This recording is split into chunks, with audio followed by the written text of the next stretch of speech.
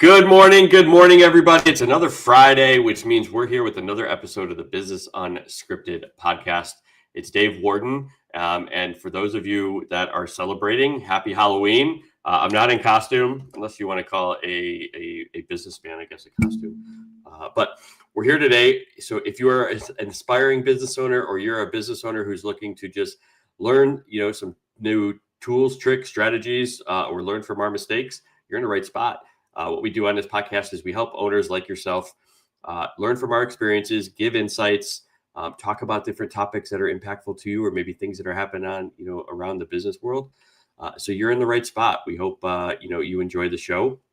We go live every Friday at 8:15 a.m. Eastern Standard Time. And then obviously you can check out our recordings or audio wherever you listen to your favorite podcast. So do me a favor, grab your favorite cup of Joe, and let's jump into the show because we got a good one today.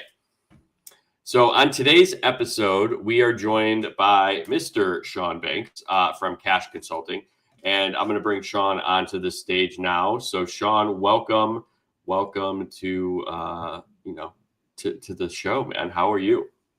I'm doing good, and good morning to everybody that's watching the show. Awesome. Well, Sean and I have actually known each other a while. So for those of you, if you've watched this for a long time, you know that I've been on the platform Alignable for a little over 2 years now, and Sean and I met there. And we have, it's one of these things that it's good for relationship building, right? Like I think a lot of people overlook that piece of business, is the relationship building, keeping in touch, seeing how you could possibly help each other and comment and grow and question and outreach. So I think that's one of the things that you and I have done well, Sean, is for each other, right? Yeah, definitely. I would say when we first met, actually, and I want to sing your praises here, because when we first met on Alignable, you shared this whole vision of you and multiple coaches coming together to actually do something for the community. And I actually took your vision and ran with it. And I reached back out to you, maybe the next day or 2 days later, like, David, like, we got to put together some type of summit. And next thing you know, last year, I built my first ever summit for the first time. You and Dwarren gave me the tools to actually do it. That's when you introduced me to Go High Level. At that point, like, I was in a different CRM trying to figure out like how I'm going to pull all this together. And like literally, you just sat with me and you literally showed me how to work Go High Level. You showed me how to put the tiers together. We put all the integrations together, the follow-ups, and it turned out to be a really successful event. Even for my first one, we had about 50 people registered, 30 in attendance. But for you and me and 3 other coaches to come together, where we talked about marketing, finance, AI, mindset, like to do that on one stage was amazing. And to be honest, it doesn't matter about the size of it. I think it goes back to what you said. The power of relationships is what's really important. And everybody that I had on stage with me was everybody that I built a relationship with, through Alignable. So that's why if you're not on Alignable right now, I encourage everybody to get on Alignable. Let people know like what you're doing, what you're building, and find those people, find your tribe, I should say, that share the same core values and go out and build something together. Oh yeah, I 100% agree with you, and for one, thank you. It was great to be a part of the event. I think it was a great time. I'm looking forward to the next one. I know you're working on kind of putting another one together, so that's awesome. But I also agree with you, like Alignable. So if you're out there, like we're talking to you, far too many people will try to get into networking and it's like, hey, what's for me? Yeah. And they drop out too quickly and they're like, oh, I didn't get anything from this. Not realizing that like it takes, months, sometimes even years to build relationships with some people, depending on how often you're actually having conversations.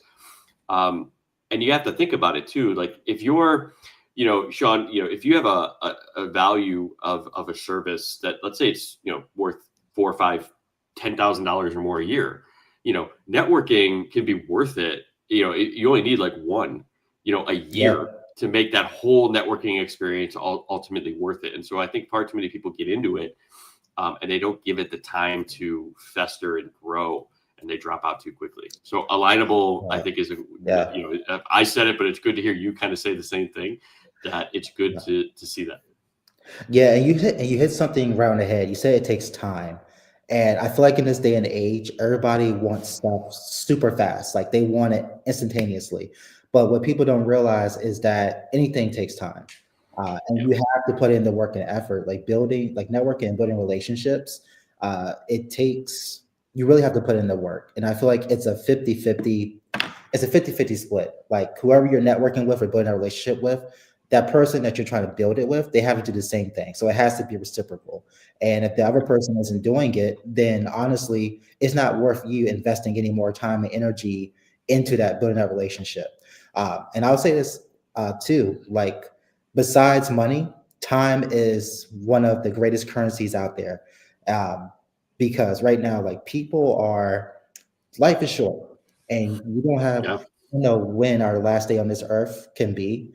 And I'm not trying to like come in with this being. No, it's funny because that's like in my purpose statement for why I'm in business is because I know it all too well. Like I lost my brother when I was 16, and you're not guaranteed tomorrow. You're not. Exactly. So you have to be intentional with your time and how you spend it. So don't spend it with the wrong people. Yeah. And what's the interesting part? Like you said, two most important currencies for people in business, right? Money and time. However, money you can always make more of. Time, you don't get any more of it once it's gone. And everybody has the same resource, right? The same number of hours in a day, same minutes, same seconds. So that's the one that like everybody's fair with. Money, maybe not so much. People may have more or less, right, than anybody else. But time is that one. It's constant for everybody in business and life. And so it's ultimately how do you use it? And I think you said the right point there is, don't spend too much time trying to build a relationship with somebody that, you're not reciprocal. So if you find that you're giving too much and you're not getting back, right, in terms of anything, right, and they're just take, maybe it's time to build a relationship somewhere else. And with that too, it's, also keep in mind that you have to give first in networking. This has been, I've said this to a lot of people. You have to be willing to give, just like Gary Vee says in his book, right? Jab, right hook. You have to give at least 3 to 4 times before people kind of begin to trust you. We'll start seeing some back. Yeah, exactly. I completely agree. Everybody is so quick to get the sale, but they just don't want to put in the things that you have to do at first, which you said is you gotta give away something for free. The more that you give, the more you're going to get back. Right. Yep. And so give value, give education, and it doesn't necessarily have to be you're giving away your whole service, your whole support. No, but just give them some insights, give some referrals, like just listen to what people are saying. And one last thing on networking, and I know that's not even what we wanted to talk about, but that's why this is the Business Unscripted podcast, because we can just go off on tangents at any time. But the last thing I'll say for people is for networking piece is if you're just getting into it, don't just think you have to go to networking to talk to your ideal client, right? Think of that next level of who does business with your ideal client. So for example, if you want to do business like Sean and I with business owners, don't just go and always try to meet business owners. Like think of who also is doing business with those same people, like HR professionals, fractional CFOs, payroll companies, insurance brokers, anybody of the like, and try to build relationships with that level. Because how that's different now is as you're building that relationship, you become that trusted referral source. When they give your name to a business owner, right? You're now that trusted, warm referral instead of you trying to build a cold relationship with every one of your ideal clients. And so too many people forget that level and they just try to focus on their ideal client and they forget to build relationships with also people that are doing business. And it's so much easier when you're a trusted, warm referral to somebody than trying to build a cold relationship. Yeah, I couldn't agree more with that. A lot of my business has been really through referrals. So people that I met on Alignable, off Alignable at different networking events, those people are sending people to me to actually talk to, and some have become my clients. So awesome. I tell you, it does work. And I agree with everything you said, David. Make sure that you are talking to the people that's actually engaged with your target market. You don't have to go cold every single time. Like have those people broker introductions in for you. Absolutely. Well, let's get into it. So before we kind of jump into your journey, Sean. So If you have any questions, make sure you drop them down below for Sean or I, whether it's during the show or after the show. We'll make sure to get them answered for you. And if you're interested in being a part of a future episode, down below in the description is a link where you can sign up to be a future guest. If you're a business owner and you want to jump on a future episode, we're more than happy to have you. Go ahead and fill that out for us, and we'll get you on a future episode. So Sean, let's start with your journey. So how did you get into business? How did you become an entrepreneur?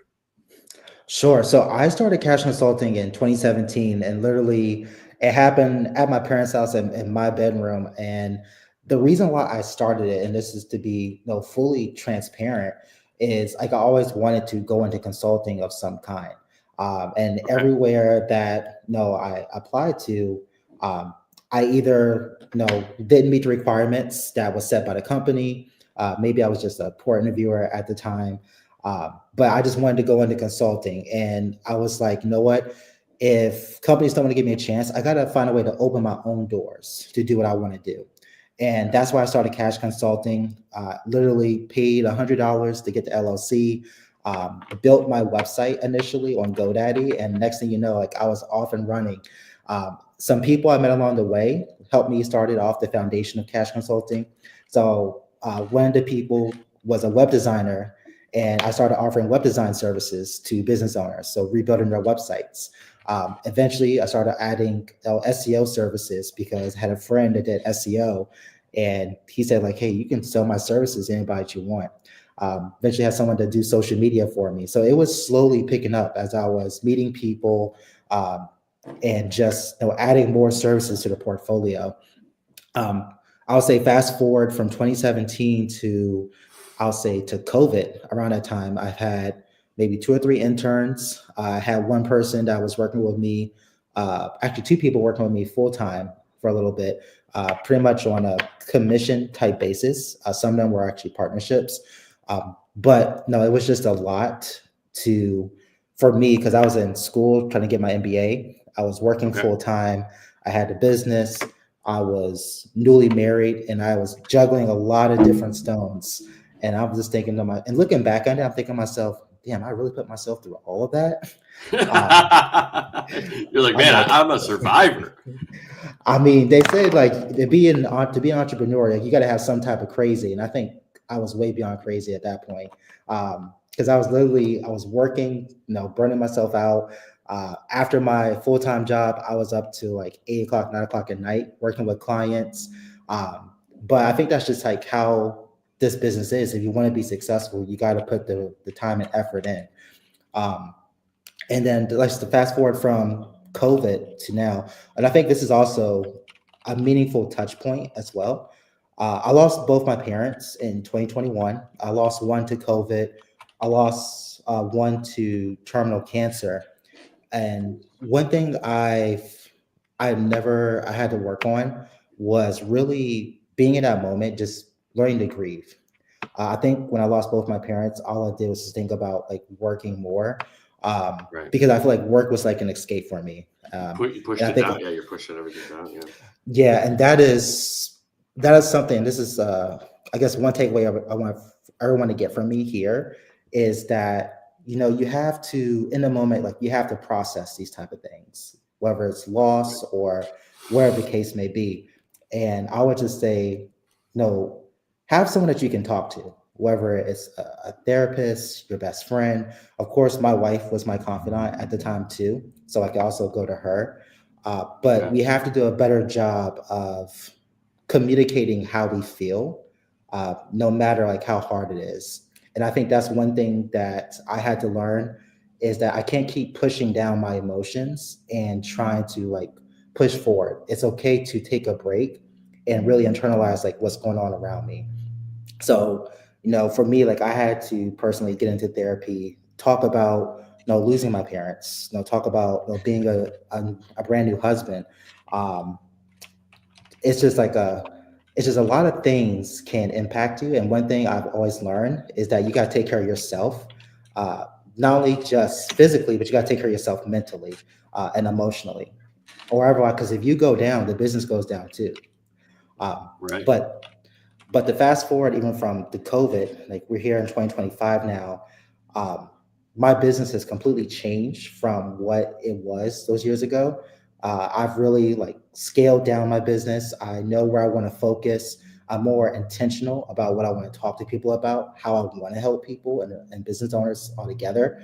Um, and one thing I was to say, having that clarity on what you want to do is the most powerful thing.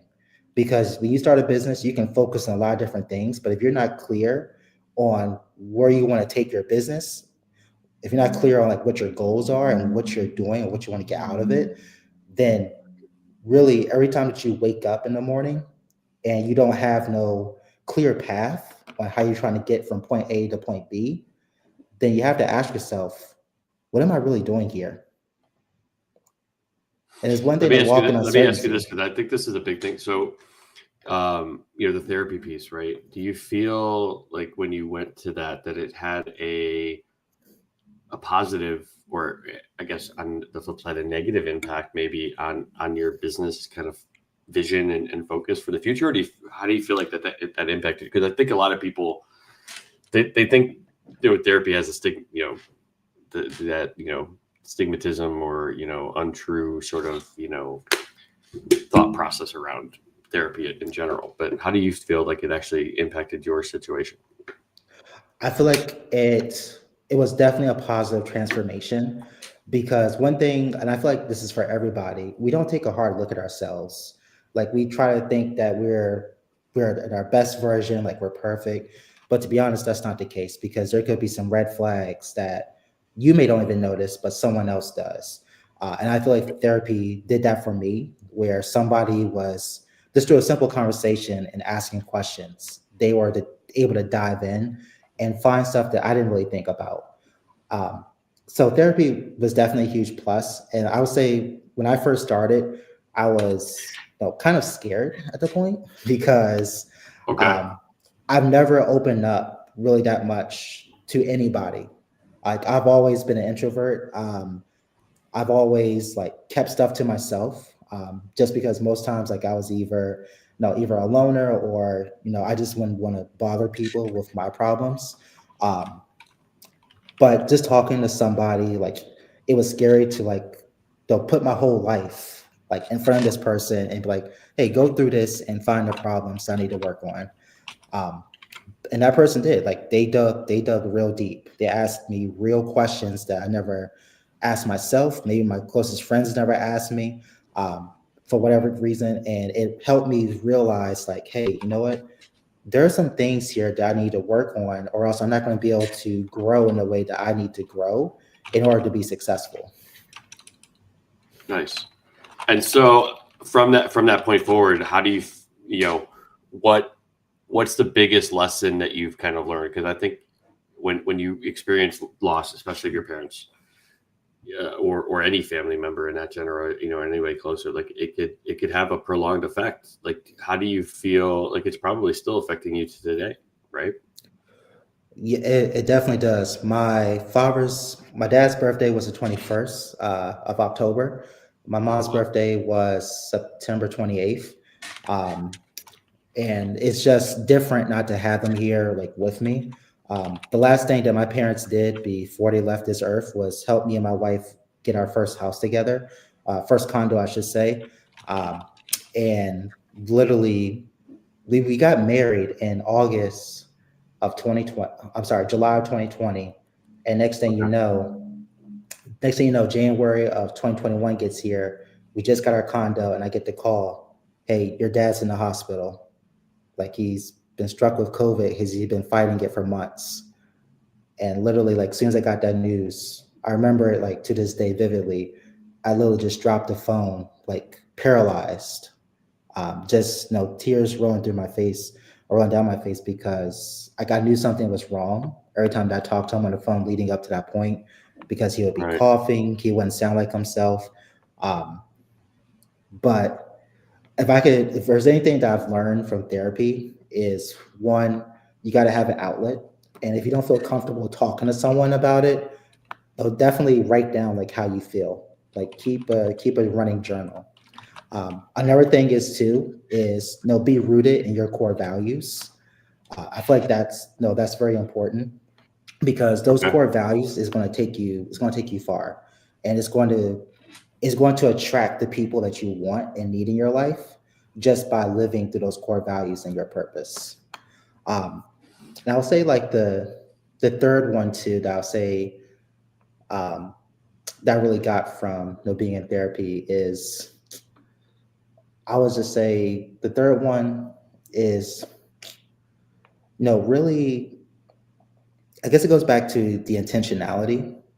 um I would say, be intentional every day that you wake up. And it goes back to what we said about time. Like time is a sunken cost. If we can use accounting terms, like you can't get it back, no matter how you Right. spend it, whether it's good times, bad times. Um, so from the moment that you wake up in the morning, make sure that everything that you do is something that you enjoy, something that you're not going to regret, something that makes you happy, because you can't live life for anybody else. You can't please everybody. At the end of the day, you got to make sure that whatever 24 hours you put on this world, you got to make sure that at the end of the day, like I can say that I woke up and I lived the best day that I could live. And if I was to go away tomorrow, then I can have no regrets whatsoever. I love that. Because I mean, I totally agree with you. You know what I mean? Like, you can't live with regret. You have to live. Essentially, you have to live like today is the last day, right? All the time. All too often I've been caught in the trap where I'm like, oh, I'll just get to that. I'll get to that tomorrow. I'll get to that, next week. And most, that works until it doesn't. Yep. And ultimately, like you said, like you have your values, you have your vision for what you want to, like the legacy you want for yourself, and that's why I feel, and I tell people a lot of times, like, and this works in business because you have to know where you're going. So just like in life, you have your business has to have its vision. It's got to have its destination. Like, what's that end goal? Like, do you want it to be this, everything that you hold that you take distributions for down the road? Is it something you want to grow and sell? Like, all those different decisions affect the path and the decisions you make today, because one wrong choice could put you off the path, and it may take 3 or 4 years to get back. And Yeah. ultimately, it's in life, and it's the same as in business. But here's the thing as well, is like, you have today. This is the only thing you can control. Like the last 3, 4, 10 years of your life, you can't change that.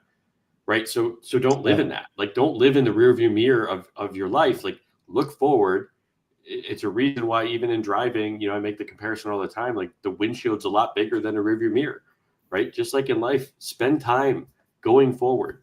If you spend too much time looking in the rearview mirror, if you're driving, you're going to crash. You're going to do that, and same thing in your life.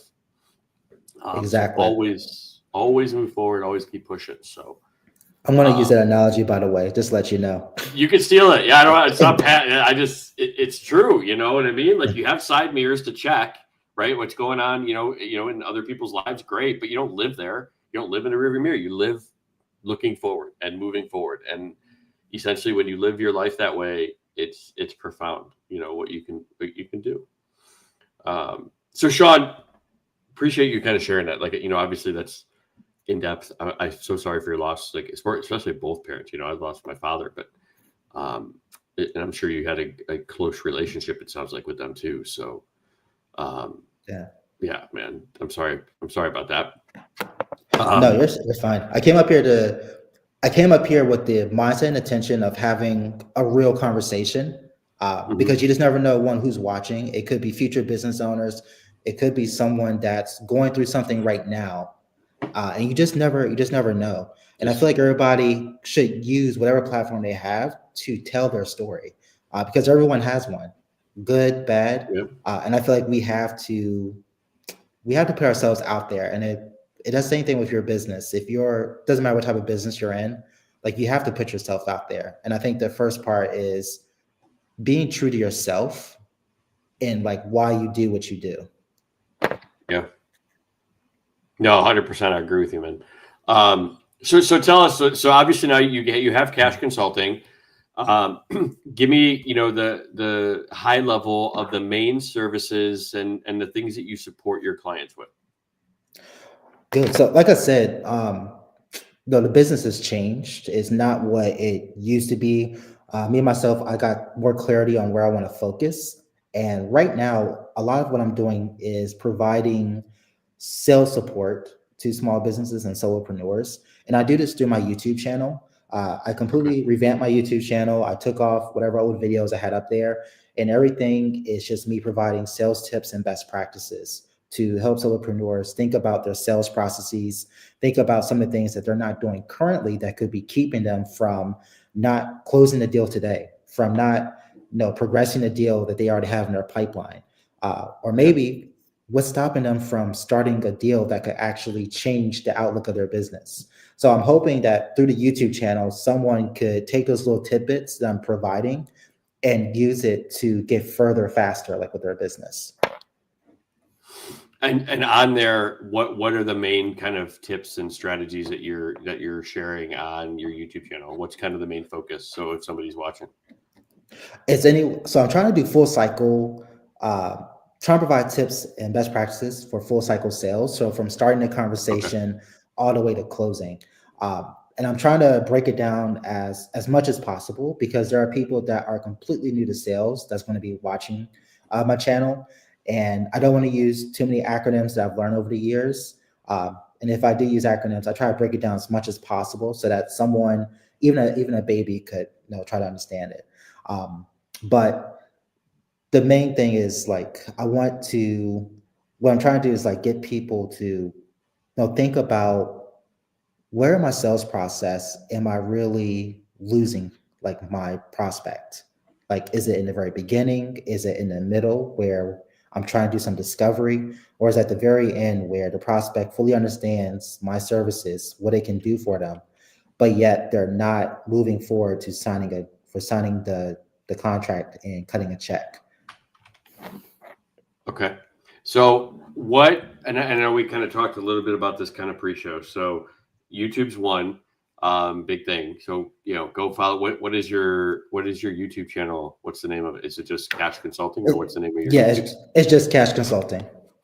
Okay. So if you're interested in kind of learning some sales tips and sales, insights, go follow Sean and his channel over there on YouTube. But what would you say? Let's start with this. What, based on your knowledge and working with clients, what is the biggest issue that you see that a lot of either small, starting out business owners, like they see in their business when it comes to sales? What's the biggest issue that you've encountered? I would say the biggest issue is really going about starting the conversation. And then once you start that conversation and you get that next meeting, really digging in to what are the pain points that your prospect is having and how you can really help them. And I feel like the biggest challenges is that business owners, solopreneurs, they don't know how to communicate what it is that they're actually doing or what problem they're actually solving for their prospects. And nowadays, with AI and automation, a lot of these business owners are talking about, hey, I can come and automate your entire business for you. We can use AI to Right. do X, Y, and Z. And I'm just like, first of all, you're just plainly talking about results. Like, it's good that you're bringing these results, but what's the actual problem? Like, why does a business owner need to automate X, Y, and Z? So being able to communicate what their problem is that the prospect is facing today, and then also being able to ask the right questions to really gauge if this person is who you should be spending time with, and if you can actually help this person to begin with too. Right. And how do you advise somebody who comes to you, right, and they see that issue or they're experiencing that issue? What's the best way that you kind of help them get through that or overcome that? The first thing I always ask somebody is, who's your target audience? Like, who are you focused on? And a lot of times they can't really tell me like who their target audience is. So I give them this framework that I call the 4 Ws. And what it is just asking yourself 4 simple questions to try and figure out who that potential target audience or client could be. And those 4 questions really is like, what is their problem? Um, why do they have this problem? Who is impacted? Where are these people located? If you can answer like those 4 questions, then you'll be able to pretty map out who your target customer is, and you will have a little bit more of an idea of how you need to go about getting in front of your target audience and what that message needs to look like. Okay. And what if somebody's listening? What's 2 things that they should focus on around that? What's the top 2 things that you say that they should really focus on? They really need to focus. They really need to focus on what is the problem they're solving, and they need to focus on, why do these people have this problem to begin with? The reason why I say focus on why they have this problem to begin with, because sometimes most problems, depending on the scope of it, might be too big for them to actually solve to begin with. Like I've seen business owners that try to tackle on trying to provide clean water to everybody. That is a huge problem to tackle in itself because it takes a lot of investment, a lot of infrastructure to do that. But if you can find a simple problem that you can fix for somebody today, like that is going to propel you forward than trying to clean all the water in the entire US. And I think the biggest thing that a lot of people, and I struggled with this when it comes to those sales conversations, and you kind of mentioned, right, the problem that you're solving is the conversation goes to logic, right? You start talking about your services, what you're providing, all the different pieces and parts of your program or your product, whatever it may be. But you forget that people don't buy on logic. People buy on emotion. And so what you need to hit on in those conversations is the obstacle, the stressors, the struggles that people are facing when they need your service or they need your product. And how does your product or service help them overcome that and alleviate those emotional things that are happening? And then that to me has been one of the biggest things, it's been a game changer for me in having conversations because, ultimately people buy on emotion, but then they'll defend the decision with logic. And as long as the logic's there, it's there because you're providing a high quality service or product, the logic's there. You just need to get them over to that emotional hump. And I think far too many people focus on the logical side of their service or their business, and then they struggle. They're like, why can't I close? Why aren't people interested? Yeah, you hit the nail on the head. Yeah, like sales is an emotional game. Like you have to figure out if Dave doesn't fix this problem today, what's going to happen? Yep. And the more that you focus on the consequential pains of not fixing that problem, the more that you can tap into the emotional sides of your prospect. Love it. And so next, obviously in order to talk to prospects, right, you have to understand how to find them, how to prospect for them, right? The discovery process. So what is your focus when you're talking with your client of yours to help them be better at discovery, be better at prospecting? So that's a fair question. And I would say the first one, it goes back to step 1, really understanding who your target audience is. And the next step, what I would say is, really figuring out, like once you know who your target audience is, where do you need to go to get in front of your target audience? And a lot of times people spend their time on all these different social media platforms. They try to be everywhere: TikTok, Facebook, Instagram, LinkedIn. But the thing is, are you just adding more to your plate instead of actually getting in front of the people that you need to be in front of? Because you don't need to be on every social media channel. Like if you're a solopreneur, I advise you just be on one or two platforms where your target audience is, and really go deep into using that platform. Use its algorithms to actually help you get in front of the people that you need to be in front of. So that's the first thing. The second thing is, I would say, is we need to experiment more as a business owner. So you're going to have to think of different ways to actually do lead generation. And that can be through webinars, that can be through articles. It could be doing a podcast like this. It could be using YouTube. So record yourself to talk about different tips and best practices. So you're going to have to experiment with different ways to do lead generation. And I would say this too, like you don't have to do paid advertisements all the time. Like do the free stuff first. It doesn't cost nothing to record a YouTube video. It doesn't cost anything to write an article on some of the challenges that you're seeing with your target audience. It's nothing to, go and find people with a podcast and ask them like, hey, can I be a guest on your show? I want to talk about X, Y, and Z because this is a problem that's happening right now. Another thing is share trends that you see. A lot of people really care about, I really care about those trends that they're seeing. And they want to know like how's my industry being impacted, by AI? Like how can I use AI to, propel my business forward? That's just like an example right there. But going back to what I said, like experiment with different ways to do lead generation.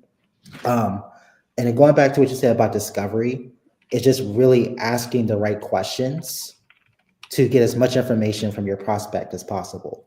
So really figuring out what is the consequential pains of them not solving the problem that they're having, but also asking them like, hey, who else is impacting your business if they're, depending on the size of their business. So do you see that a lot of people struggle, in terms of identifying where their target clients are or how to just connect with them? What do you feel like is the biggest that you're it's a problem on both ends, on both sides. Not knowing who their audience is, not being able to connect with them. And I feel like the biggest thing too is also doing the follow-ups. Once you have a good conversation, like you want to make sure you're following up with that prospect and you're staying top of mind every single day. And I think that's the third too, like having a cadence. So if you have a good conversation with somebody, what is that follow-up email or call going to look like? If you can't get in front of your target audience, let's say if you're cold calling, for example, if someone doesn't pick up the phone, are you giving up after that first time? Are you giving up after you get that one objection? So having a cadence is really important. And one thing I've learned, it takes between 8 and 13 touch points to actually get somebody to respond to you, whether it's by phone call or email. So you want to make sure that you have something established in your cadence where you're consistently, but also purposefully reaching out to a prospect, trying to engage them. The 8 to 13, it could be even more, especially if it's a cold. Like if it's a cold outreach, like 8 to 13 is like that warm we were talking earlier, maybe a warm connection or a warm network, kind of touch base, and that's to close the sale, right? Like you may be getting responses, and each response is a touch point, right? Yep. Each time they see your name pop up in their email, each time they see your name pop up in their feed and social media, those are all touch points that build the expertise, that relationship, the trust in who you are, as long as you're hitting those pieces of information that you're sharing, maybe your YouTube channel or whatever it ends up being. So when we say things like, you have to have, for cold, sometimes it could be upwards of 50, before they sort of trust you enough to be willing to do and enter into a partnership support relationship with you. Exactly. It's important for you to keep following up. And here, I'll give an example of. So I just signed a close. He's my realtor, right?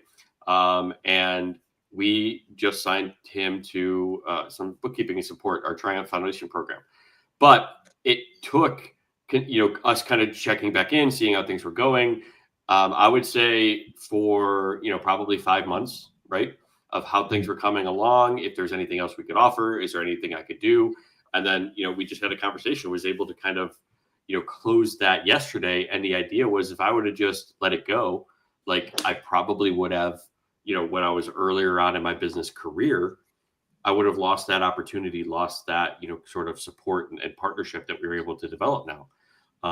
And ultimately, once you then bring them on and into your business, it's on you to, provide the support that you promised or that you said you were going to do, to continue that relationship ongoing, into the future.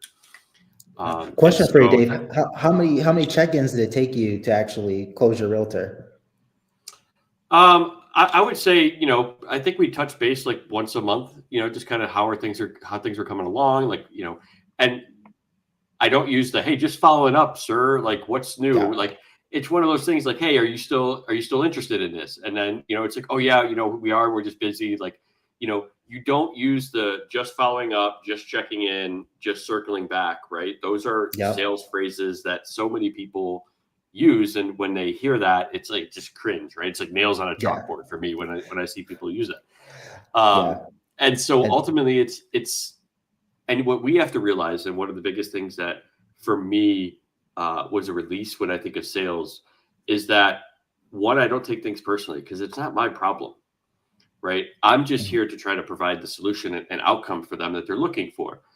And so for me, if somebody's either not ready or maybe they're not getting back to me, it's okay. Like I just, hey, do you still need this support? Like you mentioned, you needed it. Is it something you're still in the market for? Are you still thinking about? Reach out. yeah. I'm here. Got some availability or something like that. Um, Yeah. and that And shift for me was kind of a great leap forward because now I'm not trying to close everybody because it's not my problem.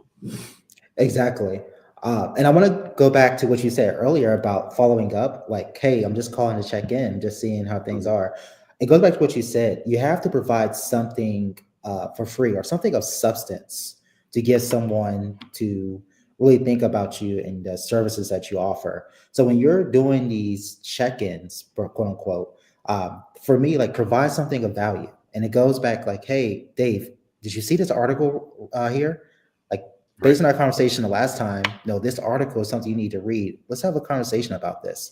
Or it could be just recording a video as a check-in. And just like, hey, Dave, just following up here. Last time we spoke, you said you were doing X, Y, You and said the Z. words. Yeah. Last time we spoke, we were talking about X, Y, and Z. I'm curious, how is it? Is that still a problem for you today? Right. Also, sharing testimonials. Like every time that we follow up, and this is where a lot of business owners mess up in their cadence. They're just doing checking in. How are you doing? But they're not providing anything of value or substance. And that's where you need to be coming in and sharing those client testimonials, sharing those trends that you're finding. If you just wrote an article, share it with that potential prospect if it's something that's applicable to them. So when you're following up, it has to be some intention behind it. Um, and one Well, thing I I think too, always like that's the preach, biggest thing that I think some people forget too, and I'll let you get back to that. Sorry, is like when no, you're you fine. have a new meeting or a new connection, like you should have a mailing list, right? That you add them to, and then every week or every month, whenever you're kind of releasing these things, like you're in their mailbox again. You're top of mind. That's the idea. Yeah, And so, or putting it on, the more you can post, the better. But like you said, be intentional with it. Like if take a minute 30 minutes, schedule it, in your calendar if you need to every month, to share recent items or things that you put together with targeted individuals and targeted messaging, I think is important. yeah. And Very, very yeah, important what you just said, targeted. Also, that personalization as well. That goes a very long way. And one thing I'll say is take a second to just ask yourself, I'm about to reach out to Dave. Why? What is the purpose of you reaching out? And I feel like right, a lot of times we don't ask ourselves why. What do we hope that by sending this email, sending this video, or making this phone call, what do I want it to do? And the more that we ask ourselves that, the more that we can really determine if our checkpoint is really necessary. Like, is this something that's going to make fine? Is this something that Dave is going to find valuable? Is this something that's going to make Dave want to come back and have a conversation with me? right, And a lot of times, and I don't blame man for this, we're using AI and automation to help us get in front of people faster, send those emails a lot faster. But one thing we don't stop and do is think about, okay, I'm about to send this email out to 100 some people. Is all 100 people that you're about to send this email to, are they going to find it applicable? Are they going to find it relevant? So being able, like you said, have that purpose and that purpose for reaching out, that intent, but also maybe just knowing who like your audience is and if it's something that they're going to find a value. So one thing is, if you're going to have a mailing list, maybe break it down into segment your customers. Like, okay, I have these customers who's in accounting, these who are in HR, these who are I don't know, in operations. Before sending that email, think about what segment of customers is going to benefit from this the most. And just know like what the end goal is of sending out that email or whatever campaign it is that you're going to be sending out. That's a good point, and especially like, not every conversation, I think a lot of people initially, and I think this is for me too, when you think of the point of what the phone call or the outreach was, it's like, well, I need to try to close. Like that's what people would think, right? It's like, oh, I just need to sign them up. When ultimately, a lot of times it's, are they still even in the market? Like it would be like the point of a conversation. And that's when you can kind of say, and like we said, outreach with the, hey, just wanted to see, is this still something that's a pain point for you? I know the last time we chatted, you mentioned that X, Y, and Z was a problem. Like Sean, for you, it would, that sales was a struggle. Is this something you're still struggling with? And that question, like you're just trying to determine, are they still a potential buyer? And that's a great, kind of follow-up message. That's a great objective to have for a call. You're not trying to close. You're just trying to determine, are they even still in the market? Yeah. And what that does now is it updates your Rolodex or your CRM, however you're kind of tracking it, to say like, okay, they're still in the buying window. Now it's like, now you'd like, all right, I need to get him some valuable information about the service or the program, and give that value, as you were saying, for him to, get even more trust in me or more trust in the program. And so those types of outreaches can definitely lead you closer to that path, you know what I mean, of close. Exactly. Yeah, definitely. And also it goes back to the time aspect, because you don't want to be spending time with the wrong person. If that person's not in the market, then you need to put them on the back burner.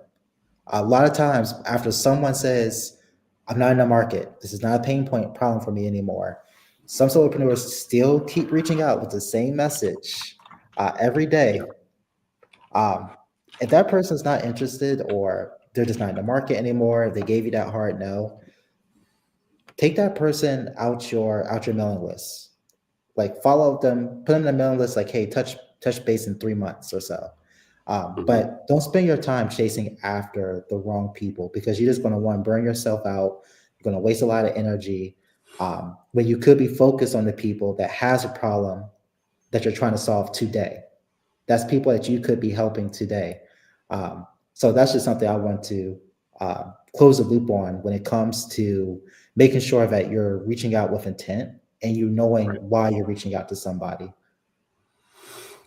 Yeah, I would agree with that in terms of, outreach. So I think we hit that one really good. And I think the last thing that I want to kind of cover with you, Sean, is, a lot of people who get into business, right, they're typically not salespeople, right? I was never a salesperson, right? I worked in corporate. I didn't have to sell. So what would you think are, let's just go with the top 3 gaps that you have noticed that a lot of solopreneurs or new business owners, entrepreneurs, don't understand about sales? What are those top 3 things and those gaps of knowledge that you help your clients sort of, kind of close? So I'll say the top 3 things, and I know I probably said this a lot, really just knowing who your target audience is, knowing how to communicate the problem, and asking the right questions. That is the biggest gap.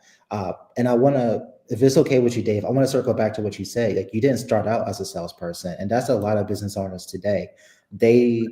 We have a gap in sales knowledge because not everybody has access to the information. I've had a privilege to be in a career of sales where I've been in different environments where I had to force myself to step out my comfort zone and actually talk to people. When I first started, I was an intern at a radio station selling radio commercial spots to local businesses. Then next thing I know, I found myself selling door to door for Verizon. Then I found myself working for a company called Smart Circle, selling products off Shark Tank in front of retail stores. I purposely put myself in these environments so that I could like really build that skill. But in order to like learn sales today, you're either going to have to one, pay thousands of dollars to a sales coach for their coaching program, which a lot of solopreneurs don't have the money for. Two, you can go work for a company that offers sales training. But I feel like that would be also setting yourself back too if you're a full-time entrepreneur. Like you're going to work for this company that's going to teach you how to sell, but they're going to expect you to go and sell their services and products. Or you can go on YouTube. You can learn for free. Nothing is wrong with free. I feel like that's the golden nugget. But the biggest flaw with that is that you still got to practice. Like you can't just watch one or two YouTube videos and think that you can go out and implement it. No, you really got to sit down and really practice your craft. Like before you even make that call, like you need to be by yourself somewhere or maybe with a partner practicing how that call is going to go. Like what are you going to say? How are you going to say it? If you get an objection, like what do you want to do to overcome that objection? So those are like the three top ways you can learn how to sell. And I'm pretty sure there's a lot of nonprofit organizations that provide sales training, but you really got to think about like there is a gap there when it comes like sales. And it's not just so much just getting the information, like you have to practice it. Even before like I make a cold call, I have to literally stay in my head the script myself 5 times before I actually make that call, because a lot of times you probably notice you only get one chance to make a very good first impression. And literally you can mess it up, that first impression, because you can mess up by saying one wrong thing or not even doing your research. So it's very important, and I really stress this, that you really got to practice and implement what you're learning. And I feel like that's another thing too. People take the information, but they're not practicing it before they go live. And people, when they come across their first objection and hit that brick wall, they're quick to give up. They stumble. It's a resilience game. Yeah, I think you said the key word, right? You said practice. And far too many people do not practice, right? They just think they're going to jump in. It's going to script. It's going to be fine. But once you're hit, like, it's who was it? Was it Muhammad Ali or one of the boxers that said, like, you have a plan for the match until you get punched in the mouth, right? And then the plane goes out the window. That's the same thing on a cold call. You have a plan for the call until the person says something that you weren't prepared for or didn't already think through, and then the entire script's out the window, and then you're stumbling through the conversation, and then. So yeah, for sure. You definitely have to practice. Exactly. And one thing I've learned is like, you got to practice every single like tactic that you've learned in sales. You have to practice that at least 100 times before you can get comfortable. And you may have to practice it on 100 different people, because everybody's not the same. Everybody is not going to be calm, cool, and collect like Dave and Sean is. Like, you're going to have people that woke up on the wrong side of the bed in the morning. They have stuff that's going on that they have no control over. They're freaking out over it. Like, you just never know. One thing too, like how often have you reacted to a cold call? Some people, like you yourself, have probably gotten a cold call and it's like, screw you, and then hung up the phone, right? Like, how are you gonna overcome that? And sometimes you also have to realize that the person on the other line is you making a cold call to somebody else. You have to not take it personally. Hey, you just called them at the wrong time. Exactly. And I get thousands of cold calls, and the one thing I hate is when companies call and you pick up the phone, it's not actually the person. It's an automated message saying, hey, this is so-and-so calling from this company. I'm like, wait, stop, can you say that again? But the recording's still going on. Like, I hate that. Like, I'm expecting like an actual person to actually call me. So yeah, that's why I'm so against like the automation sometimes, because people is just, I see the intent behind it, but at the same time, you're not building an actual relationship. You're not building that connection. So why am I going to give you a call back if I'm just going to be talking to a robot or some AI agent? Like, I don't want that. If you really want my business, if you really want to build a connection with me, if you really want to learn who Sean is, really just pick up the phone and have a conversation with me. And I want to give a quick shout out to, I forgot the person who called me, but someone found me on Alignable. They found one of my comments on a post in the group. He went to my profile and he saw my number, and he literally picked up the phone and called me. and he was just Oh, nice. asking like, hey Sean, notice you don't have a website up and running. Like, why is that? I entertained the conversation because I appreciate when someone do the actual research and to take time to come prepared to a call. Now, he probably didn't get what he wanted off that call, because he obviously was trying to collect some information from me. He was trying to get my email to send me more information. I literally told him like, hey man, you're on Alignable, send me information through there first before I even give you that kind of information. But I entertained that call really because a lot of people nowadays, they don't want to do the work up front to actually get a deal.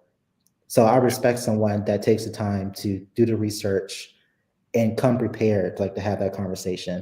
Uh, And I guess and like as you scale too, like there's obviously you just train your sales team at that point yeah, to do it appropriately, But if you're a solopreneur and you're kind of doing it all yourself, I see both sides for sure. yeah, Like everybody, when you're a solopreneur, you wear every hat, and so you see these opportunities to have an AI calling agent or an AI outreach agent, or ultimately, if you're training it to do the proper, right? You're not trying to close. You're just trying to lead gen for yourself to have qualified conversations. I think there's a benefit in it because you can't do it. Like you're servicing your clients, right? You're trying to do so many other things in your business. The cold outreach part is the most mundane, but also like the most time intensive. And yeah. so you have to make sure you have a good list. You've researched it. And then, the lead is that you're just qualifying to then have a conversation with you to develop that relationship. I think there's some benefits of it, but I also agree with you that, so many people do it wrong. So I'm not against using AI and automating those type of things because you're right. Solopreneurs don't have the time. I think my argument here is don't use AI and automation for everything. Like don't use it for Right. every step of your sales process. There has to be a part where there's a human element where you're doing the follow-ups yourself at some point.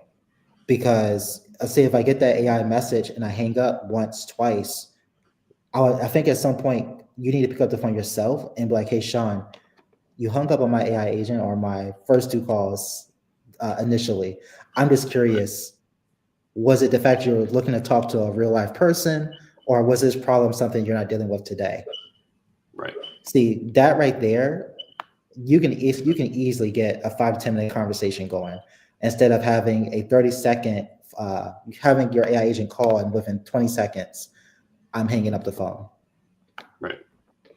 No, I agree with you. I think you kind of set your program, and again, you're going to limit your conversations at that point, to your follow-ups or to the people that are your high target. So I would say, like, if you have people who are right smack in your ideal client profile, and you want to have a conversation with them, and as you said, you've seen that they've maybe hung up on the AI outreach, 2 or 3 times in a row. Well, now maybe you have a trigger for yourself that says, hey, I need to do a personal call and see if this, changes it. Because there's also different methods. Like you have to combine it. Like some people prefer calls. Some people prefer LinkedIn messages or Facebook messages or Alignable messages. Like everybody has their preferred method. And if you only give yourself one method of outreach, you're missing the boat.